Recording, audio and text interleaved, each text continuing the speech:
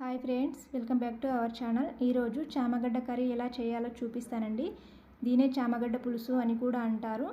ఇప్పుడు తయారీ విధానం చూద్దాం. ఇక్కడ నేను అరకిలో చామగడ్డలు తీసుకొని ముందుగానే ఉడికించి పెట్టుకున్నాను. ఇప్పుడు స్టవ్ పై గిన్నె పెట్టి సరిపడా ఆయిల్ వేసుకోవాలి.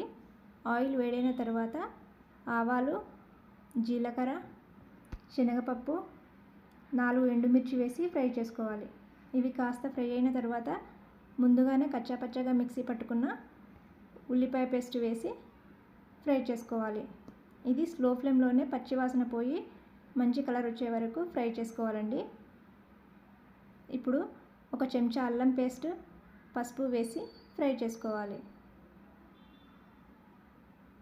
ఇది కాస్త ఫ్రై అయిన తర్వాత కొద్దిగా కరివేపాకు, ఒక చెంచా ధనియాల పొడి, సరిపడా కారం వేసుకోవాలండి. పులుసు కాబట్టి కారం కాస్త ఎక్కువగానే పడుతుంది.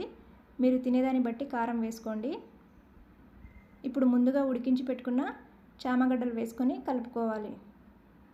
ఈ మసాలా అంతా చామగడ్డలకు బాగా పట్టేలా కలపాలండి. అలాగే కట్ చేసుకున్న టమాటా వేసుకొని కలుపుకోవాలి. ఇలా కలుపుకొని మూత పెట్టి ఒక 2 నిమిషాలు స్లో ఫ్లేమ్లోనే మగ్గనివ్వాలి. ఇప్పుడు చింతపండు పులుసు వేసుకోవాలి.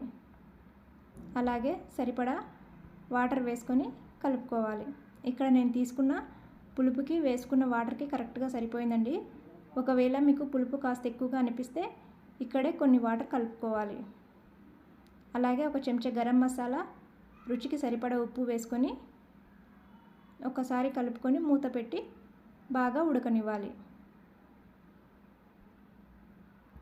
ఈ విధంగా ఉడికిన తర్వాత కాస్త కస్తూరి మేతి వేసుకొని కలుపుకోవాలి. ఇప్పుడు మూత పెట్టి మరొక 2 నిమిషాలు ఉడకనివ్వాలి.